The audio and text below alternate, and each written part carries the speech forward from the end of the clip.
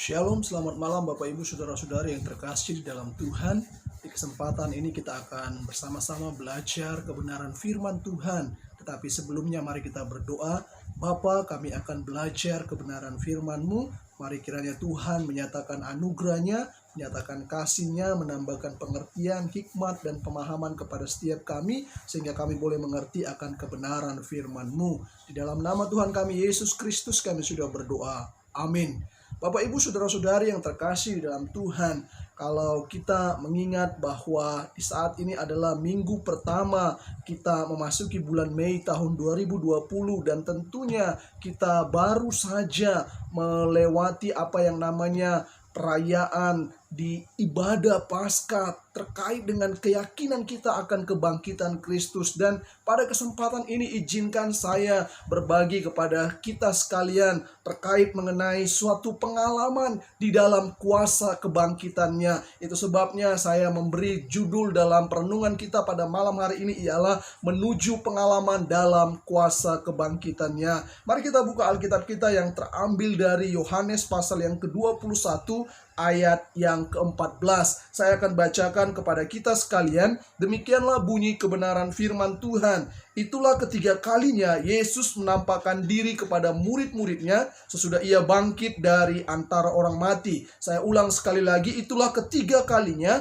Yesus menampakkan diri kepada murid-muridnya sesudah ia bangkit dari antara orang mati. Bapak Ibu Saudara-saudari yang terkasih dalam Tuhan, jelas di sini disebutkan ketiga kalinya Yesus menampakkan diri setelah kebangkitannya, dan tentu ada pengalaman-pengalaman yang sudah terjadi terkait dengan apa yang dialami oleh para murid di dalam kuasa kebangkitan daripada Kristus. Bagaimana kita bisa melihat dan bagaimana kita bisa beroleh pembelajaran serta suatu pengalaman yang baik, suatu perenungan yang baik dari pembelajaran ini. Mari kita melihat beberapa fakta atau beberapa kenyataan yang tidak bisa dipungkiri terkait dengan kalau kita menginginkan, merindukan suatu proses menuju pengalaman di dalam kuasa kebangkitannya. Ada beberapa kenyataan yang tidak bisa kita abaikan atau pungkiri dengan begitu saja. Di ayat yang ketiga disebutkan di situ bahwa kalau kita mempelajari dalam pasal 21 ini, di ayat yang ketiga katanya bahwa kata Simon Petrus kepada mereka, "Aku pergi menangkap ikan." Kata mereka kepadanya, "Kami pergi juga dengan engkau." Mereka berangkat lalu naik ke perahu, tetapi malam itu mereka tidak menangkap apa-apa. Saya ulang pada bagian yang terakhir, tetapi malam itu mereka tidak menangkap apa-apa. Ini suatu kenyataan yang pastinya memang pahit dan barangkali tidak mengenakkan pada kita sekaliannya, di mana kalau kita melihat pengalaman para murid ini yang mereka adalah para nelayan yang sudah punya kompetensi, punya kemampuan yang tidak diragukan, mereka andal dalam bidangnya, tetapi dalam suatu usaha mereka, dalam suatu upaya yang sudah mereka lakukan, hasil yang didapatkan nihil sama sekali. Dan di sini kita melihat mereka sudah berusaha, mereka sudah berupaya semaksimal mungkin, bahkan mereka telah mensinergikan seluruh kemampuan yang ada pada mereka masing-masing, tetapi apa yang terjadi? Mereka mendapati hasil yang nihil sama sekali dari apa yang sudah mereka usahakan atau upayakan. Ini kenyataan yang tidak bisa kita pungkiri, bahwa kadangkala dalam tiap daya, dalam tiap usaha, dalam tiap upaya yang kita lakukan, terkadang kita tidak mendapati hasil yang sesuai daripadanya. Terkadang kita mendapati sesuatu yang tidak sama dengan apa yang kita harapkan atau pikirkan sebelumnya. Dan ini suatu kenyataan yang harus kita sadari dalam kehidupan kita, bahwa ada kalanya kita mengalami suatu keadaan di mana usaha dan upaya yang sudah kita lakukan dengan semaksimal mungkin, tetapi belum memberikan hasil atau faedah yang sesuai dengan apa yang kita inginkan ataupun bayangkan dan juga harapkan di dalamnya. Lalu bagaimana kita melihat situasi ini? Bagaimana kita boleh berjalan, boleh bersikap dan bertindak selanjutnya dalam hal yang demikian?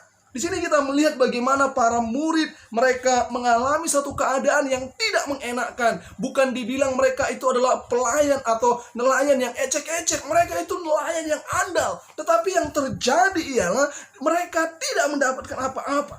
Dan barangkali kita kalau melihat dalam konteks kita masing-masing. Barangkali kita telah menjalin suatu hubungan kerjasama tertentu dengan orang, dengan pribadi tertentu, dengan lembaga atau instansi tertentu. Kita sudah menjalin hubungan kerjasama, lalu dalam pemikiran kita, dalam hitung-hitungan kita, bahwa nanti di satu waktu kelak kita akan memperoleh benefit tertentu di dalamnya. Tetapi dalam proses berjalannya waktu sampai pada akhirnya kita tidak mendapati apa-apa sama sekali, dan bahkan tidak menutup kemungkinan kita mengalami kerugian di dalamnya. Lalu bagaimana kita bersikap di dalamnya? Bagaimana kita bisa berespon terhadap kenyataan ini? Bagaimana kita bisa boleh bertindak di dalamnya? Di sini kita bisa belajar kalau kita mau menuju pengalaman dalam kuasa kebangkitan Kristus. Ini kenyataan yang harus kita ketahui. Ini fakta yang harus kita ingat dengan baik, dengan betul, bahwa satu waktu kelak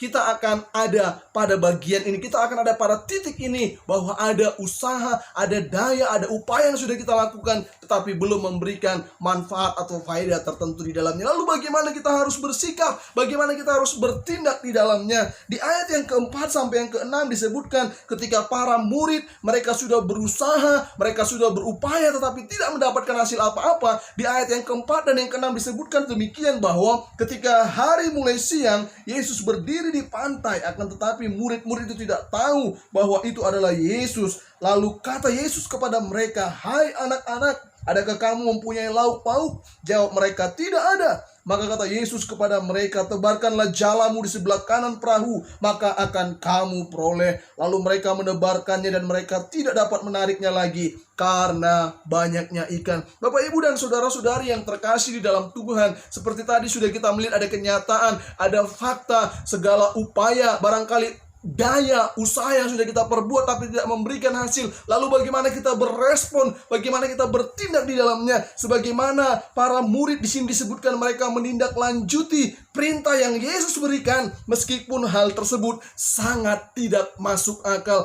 Apa yang bisa kita pelajari daripadanya? Di sini kita melihat bahwa mari kita tetap melakukan kebenaran firman, meski itu tidak mengenakkan secara daging. Mari kita tetap melakukan kebenaran firman, meski itu berat rasanya, meski itu sukar, meski itu sulit, dan barangkali ini tidak masuk akal. Kenapa kami harus lakukan ini? Tetapi mari kita belajar sama seperti para murid, ketika daya, usaha, dan upaya mereka tidak memberi faedah atau hasil sama sekali, mereka menindaklanjutinya dengan melakukan apa yang Tuhan perintahkan. Mari kita tetap belajar mencontoh kepada mereka. Kita tetap lakukan kebenaran firman meski tidak mengenakkan secara daging. Loh, bagaimana caranya? Loh, ini sesuatu yang tidak mengenakkan. Ini secara jasmani menyakitkan. Ini kami sebagai manusia diperlakukan demikian. Bagaimana kami tetap melakukan kebenaran firman?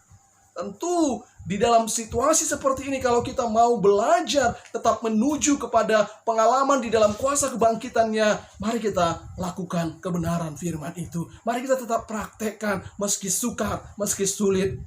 Satu kali ada seorang bercerita kepada saya terkait dengan pengalamannya di tengah situasi pandemi COVID-19 ini, yang tanpa diinginkannya sama sekali dia sudah ekstra hati-hati, dia sudah mengupayakan dirinya agar tidak mengalami atau mengalami musibah ini. Tetapi apa yang terjadi di bulan Maret ketika dalam perjalanan menuju ke rumahnya dengan menggunakan transportasi kereta, dia mendapati ada salah seorang yang bersin di lorong kereta tersebut, dan dari situlah bermula dia mengalami apa yang namanya penyakit COVID-19. Dia terjangkit secara positif, dan dalam situasi seperti itu yang dia lakukan ialah ketika diperiksa oleh dokter yang menyatakan bahwa ibu positif dan seterusnya, lalu dia disarankan untuk melakukan karantina. Apa yang disampaikan oleh beliau mengatakan bahwa saya tidak mau dikarantina di tempat ini, tapi saya mau dikarantina mandiri. Dan apa yang terjadi dalam proses karantina mandiri tersebut,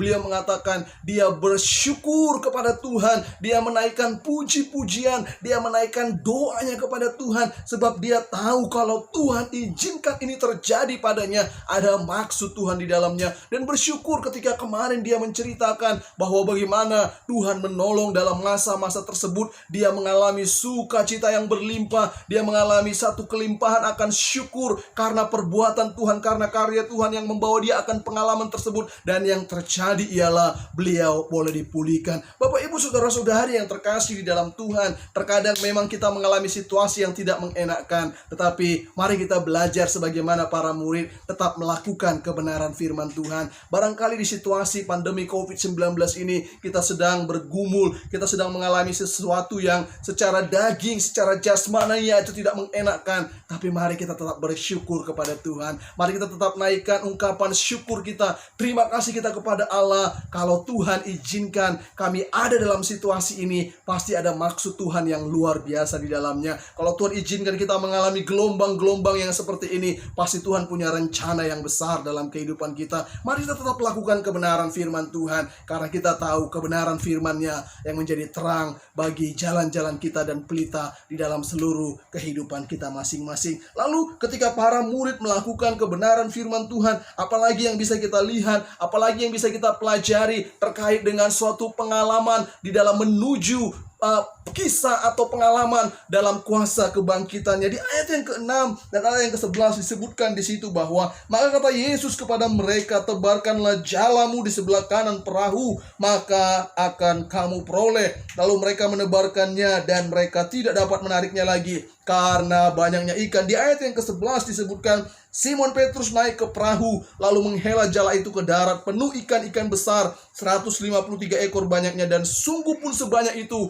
jala itu tidak koyak. Bapak Ibu saudara-saudari yang terkasih di dalam Tuhan, tadi mereka mendapatkan perintah yang tidak masuk akal. Bagaimana mungkin mereka sudah berupaya, berusaha semaksimal mungkin dari petang hari, dari sore hari sampai dengan malam hari dan pagi-pagi, mereka tidak mendapatkan apa-apa. Dan di siang hari, di saat keadaan panas terik, Yesus memberikan perintah, tebarkan jalamu, dan mereka melakukan. Dan yang terjadi ketika mereka menindaklanjuti kebenaran firman Tuhan, jala mereka penuh dengan ikan-ikan besar, 153 ekor banyaknya. Dan meskipun dalam keadaan demikian, jala tersebut tidak terkoyak. Bapak Ibu dan saudara-saudara terkasih dalam Tuhan, apa yang menjadi pembelajaran dalam hal ini? Bahwa ketaatan kita terhadap kebenaran firman Tuhan akan berbanding lurus dengan penyataan kasih dan kuasa yang daripada Tuhan. Ketaatan kita terhadap kebenaran firman akan berbanding lurus dengan kasih dan kuasa yang akan Tuhan nyatakan dalam kehidupan kita. Para murid menaati, mereka diminta menebarkan jalanya, dan mereka tebarkan jala itu. Dan yang terjadi ketika mereka menebarkan jalanya, jala itu penuh dengan ikan-ikan yang besar. Dan meskipun ikan-ikan itu besar, dalam keadaan yang demikian, jala itu tidak koyak sama sekali. Bapak Ibu dan saudara-saudari yang terkasih di dalam Tuhan, tadi kita melihat kalau kita mau menuju dalam pengalaman kuasa kebangkitan di dalam Kristus, mari kita tetap lakukan kebenaran firman Tuhan. Dan tahukah kita bahwa ketaatan kita terhadap kebenaran firman Tuhan itu berbanding lurus dengan kasih dan kuasa yang akan Tuhan nyatakan dalam kehidupan kita. Saya sangat yakin bahwa kita merindukan akan pemeliharaan Tuhan dinyatakan secara sempurna dalam kehidupan kita. Saya sangat yakin bahwa kita merindukan terjadi pemulihan, terjadi suatu pembaharuan yang sempurna, yang utuh dalam kehidupan kita. Dan saya percaya kalau kita melakukan kebenaran firman Tuhan, kalau kita taat kepada kebenarannya, maka kita akan melihat bagaimana kasih dan kuasa Allah dinyatakan secara berlimpah atas kita. Bapak Ibu saudara-saudari yang terkasih di dalam Tuhan, suatu kali ada seorang anak Tuhan yang menyatakan bahwa di tengah situasi pandemi COVID-19 ini, dia sedang kesulitan. Dan memang kita melihat atau mendapati ada banyak orang yang mengalami kesulitan dalam situasi ini untuk kebutuhan sehari-hari saja sukar bagi mereka-mereka yang kelas menengah ke bawah. Dan satu kali anak Tuhan ini menyatakan bahwa dia bertemu dengan satu keluarga yang waktu itu mereka sedang membutuhkan bahan pangan, dan kebetulan yang ada di kantongnya adalah uang terakhir yang dia miliki untuk boleh dipakai sebagai sumber pangan untuk keluarga mereka untuk satu hari tersebut. Dan apa yang dia lakukan ketika dia memperhatikan bahwa keluarga yang ada bersama dengan dia, ada saudara yang bersama dengan dia saat itu yang lebih membutuhkan. Apa yang dia lakukan? Akhirnya dia memberikan uang yang terakhir itu kepada keluarga yang membutuhkan tersebut. Dan tahukah Bapak Ibu Saudara-saudari apa yang terjadi? Kemudian 1 jam kemudian dia mendapati telepon bahwa ada seseorang yang memberikan berkat kepadanya. Bapak Ibu Saudara-saudari yang terkasih di dalam Tuhan, sebagaimana saya sebutkan tadi, bahwa ketaatan kita terhadap kebenaran firman Tuhan akan berbanding lurus dengan kasih dan kuasa yang akan Allah nyatakan dalam kehidupan kita. Seberapa taat kita kepada firman-Nya, seberapa suka kita melakukan kebenaran firman-Nya, maka sebesar itu pula, maka sebaik itu pula kasih dan kuasa yang akan Tuhan nyatakan di dalam kehidupan kita. Dan yang terakhir, apa yang terjadi kalau kita berproses menuju pengalaman di dalam kuasa kebangkitannya? Apa yang perlu kita tindak lanjuti? Di ayat yang ke-12 sampai yang ke-13 ini menjadi suatu pengetahuan yang akan meneguhkan kita, karena di situ disebutkan, kata Yesus kepada mereka, marilah dan sarapanlah. Tidak ada di antara murid-murid itu yang berani bertanya kepadanya, siapakah engkau? Sebab mereka tahu bahwa ia adalah Tuhan. Yesus maju ke depan mengambil roti dan memberikannya kepada mereka. Demikian juga ikan itu. Bapak Ibu Saudara-saudari yang terkasih di dalam Tuhan, di sini kita melihat kalau kita mau berproses menuju kepada pengalaman di dalam kuasa kebangkitan Kristus, kita harus ingat bahwa Yesus senantiasa mengajak kita dan mau melibatkan kita di dalam perjamuan atau persekutuan dengan Dia. Yesus mengajak kita, Yesus mau melibatkan kita dalam perjamuan dan persekutuan dengannya. Adakah kita menanggapi ataupun meresponi apa yang menjadi undangan Yesus? Adakah kita memberikan telinga kita, memberikan hati kita, memberikan diri kita kepada apa yang menjadi panggilan daripada Tuhan? Sebagaimana satu lagu yang menyebutkan, dengar dia panggil nama saya, dengar dia panggil namamu, dengar dia panggil nama saya, juga dia panggil namamu. Apa yang disebutkan? Ku jawab ya, ya, ya. Ku jawab ya, ya, ya. Ku jawab ya Tuhan, ku jawab ya Tuhan, ku jawab ya, ya, ya. Yesus mengundang kita untuk masuk di dalam perjamuan dengannya. Apakah kita akan merespon undangan tersebut? Mari kita masuk dalam persekutuan dan hubungan yang dinamis dengan Kristus, dengan terus melakukan atau melekatkan diri kita kepadanya di dalam doa-doa pribadi yang kita bisa bangun, di dalam pembacaan kebenaran firman Tuhan yang bisa kita lakukan, dan juga di dalam ibadah-ibadah yang kita bisa ikuti, baik itu secara bersama-sama, baik itu ibadah di dalam keluarga. Yesus mengundang kita untuk masuk ke dalam persekutuan bersama-sama dengan Dia. Yesus mengajak kita untuk terlibat di dalam perjamuannya. Marilah kepadaku, aku mengetuk pintu, dan siapa yang membukakan, aku akan masuk. Yesus mengundang, Yesus mengajak kita. Apakah kita mau merespon akan undangan Yesus ini? Bapak Ibu Saudara-saudari yang terkasih di dalam Tuhan, kita merindukan berproses untuk menuju pengalaman di dalam kuasa kebangkitan Kristus, tetapi kita harus tahu juga bahwa Yesus mengundang kita untuk terlibat di dalam persekutuan dengannya. Maukah kita merespon undangan Yesus? Maukah kita menanggapi undangan Yesus, masuk ke dalam persekutuan dengannya? Kita membangun hubungan dinamis dengannya, semakin lekat, semakin dekat, dan semakin intim dengan Tuhan kita Yesus Kristus. Saya sangat yakin kalau kita rindu punya pengalaman di dalam kuasa kebangkitan Kristus, kita harus mengetahui bahwa kadangkala ada satu kenyataan bahwa daya, usaha, dan upaya yang kita lakukan kadangkala tidak memberikan hasil sama sekali. Tapi harus ingat, meski dalam keadaan demikian, tetaplah lakukan kebenaran firman Tuhan. Dan tahukah kita bahwa ketaatan kita kepada kebenaran firman-Nya itu akan berbanding lurus dengan kasih dan kuasa yang akan Tuhan nyatakan. Dan kita ketika mengalami atau menerima kasih dan kuasa yang daripada Tuhan, maka kita harus tetap masuk dan tenggelam lebih dalam lagi di dalam perjamuan dengannya, di dalam persekutuan dengannya. Karena Tuhan mengundang saya,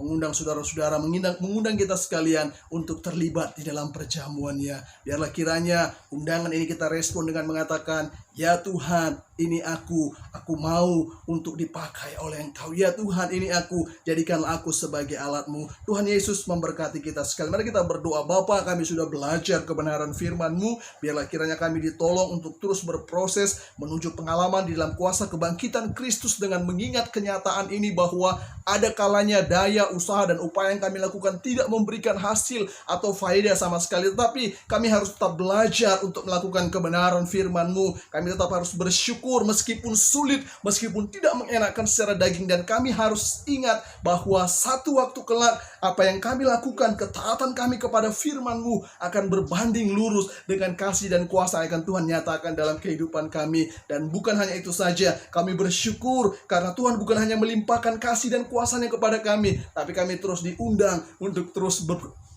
memiliki hubungan dinamis dengan Tuhan, semakin dekat, semakin lekat, dan semakin intim dengan Tuhan. Berkati kami semua, kami yang mendengar akan menjadi pelaku kebenaran firman-Mu dengan campur tangan dan kuat kuasa yang daripada Roh Kudus. Di dalam nama Tuhan kami Yesus Kristus, kami sudah berdoa dan mengucap syukur. Haleluya.